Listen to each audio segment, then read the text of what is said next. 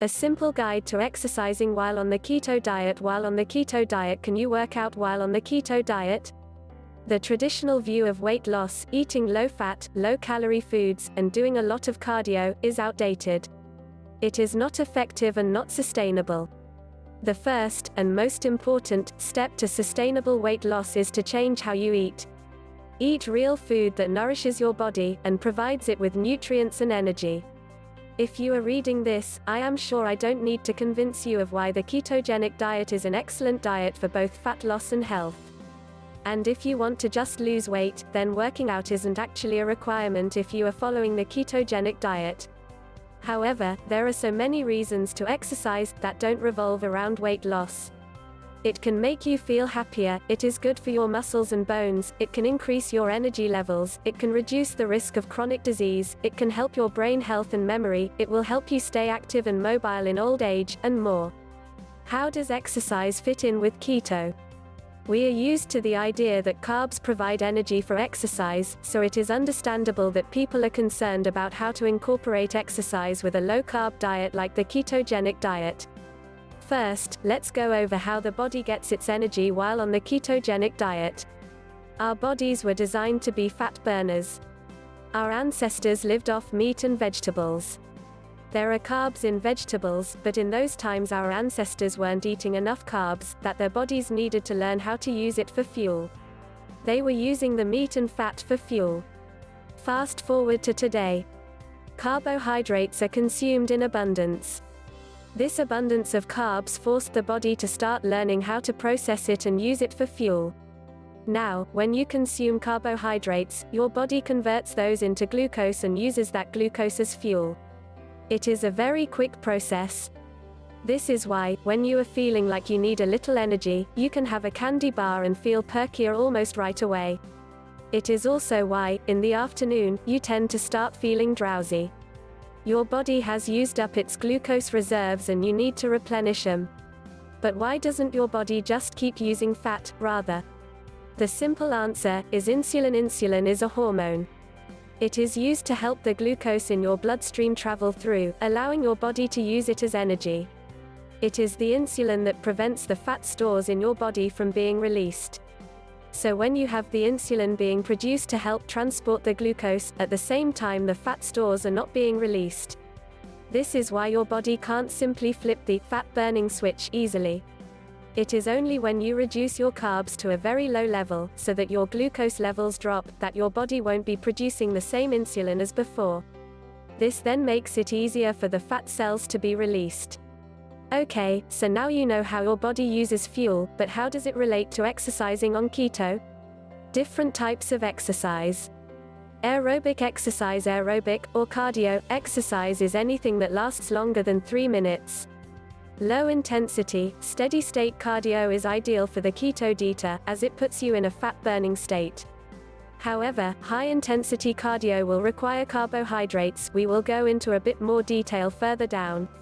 Anaerobic exercise. This is characterized by short bursts of energy. Both sprinting and weightlifting is considered anaerobic activity. Glucose is needed for this type of exercise, which we will go into a bit more detail further down. Flexibility exercises. Yoga and other stretches fall under flexibility exercises. They are good for stretching your muscles, increasing your range of motion, and supporting the joints. Being flexible also means you will tend to recover quicker from injuries. Stability exercises. Core training and balancing exercises help strengthen your core, improve your posture, and strengthen muscles. Exercise and energy. As you have seen above, certain types of activities, high-intensity activities, specifically, will require glucose. Glucose can be burned during aerobic with oxygen and anaerobic without oxygen activities. Ketones can only be burned during aerobic activity. This means that purely anaerobic activities such as a 100-yard sprint, or Olympic weightlifting, actually require glucose. On the other hand, low-intensity exercises like walking, jogging, cycling, if done at a low enough intensity, don't specifically require glucose.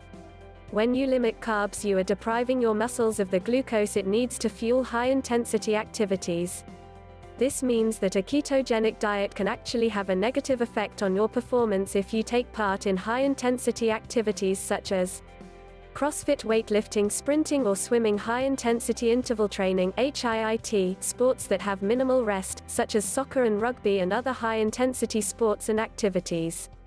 So, if your exercise falls under low-intensity cardio, flexibility, or stability, then you can carry on with your keto diet as normal. If you are just about to start a ketogenic diet for the first time, be aware that your performance may be affected for the first 3 to 4 weeks. Take it a little easier and rather focus on getting your eating right, then you can resume your activities as normal. However, if your exercise is anaerobic, or high-intensity cardio, then you will need to follow a targeted ketogenic diet. The targeted keto diet for athletes. When following a ketogenic diet, get the correct breakdown of macros, fats, proteins, and carbohydrates is important. But when you are an athlete, it becomes even more important to the ratio correct. You need to start with the amount of protein.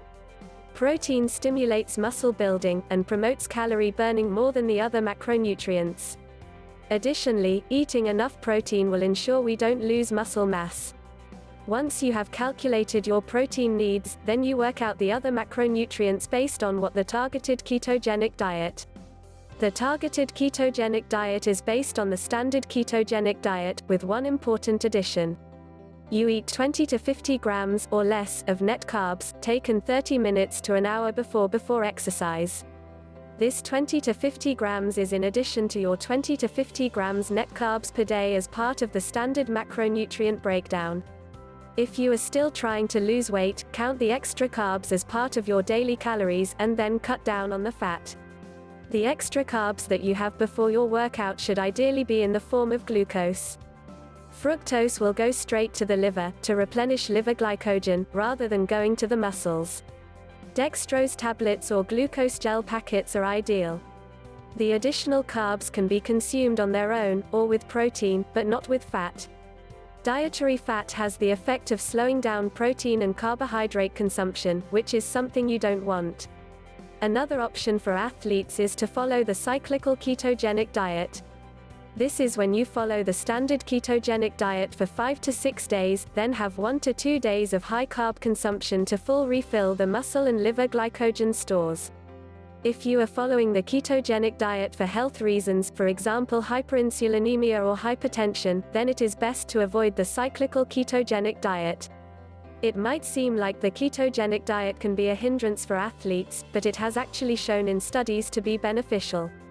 It is just important to adapt it slightly so your body has access to glucose when it needs it. It is also important to remember that your specific needs will be unique, as each athlete burns fuel slightly differently. Use these guidelines as a base, and then keep monitoring and adjusting to find the correct eating plan for you and your training.